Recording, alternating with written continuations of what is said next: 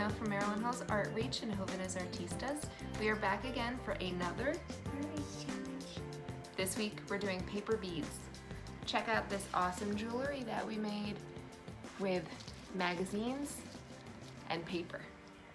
So paper beads go back to the Victorian days in England.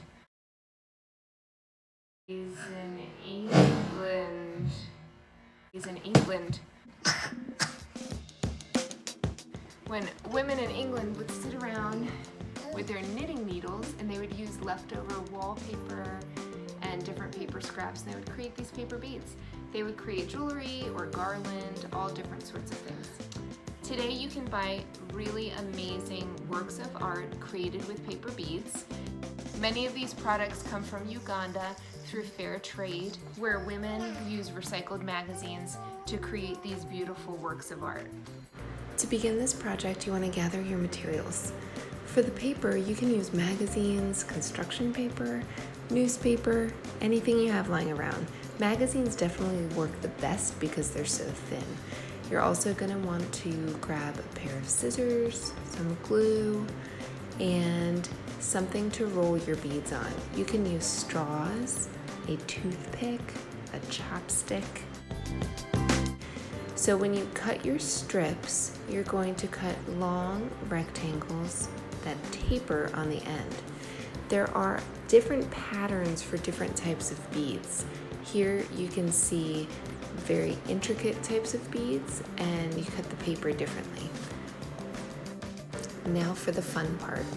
You'll take these strips of paper and you will wrap them around your roller, whether it's a straw or chopsticks or toothpick.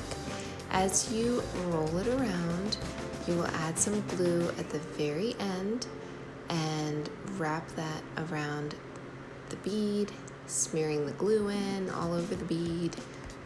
And as that dries, it'll make it nice and hard.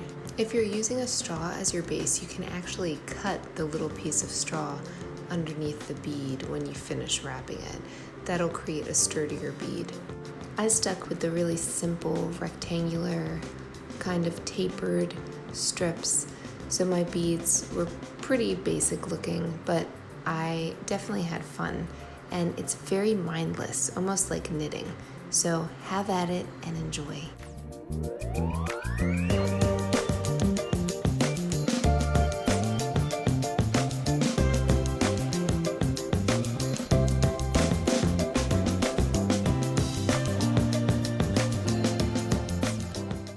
Once you finish your beads, you can varnish them with clear nail polish or glossy Mod Podge, anything that'll add a little bit of strength and also shine to them. We chose to just let them be because the glue really made them sturdy enough for us to string.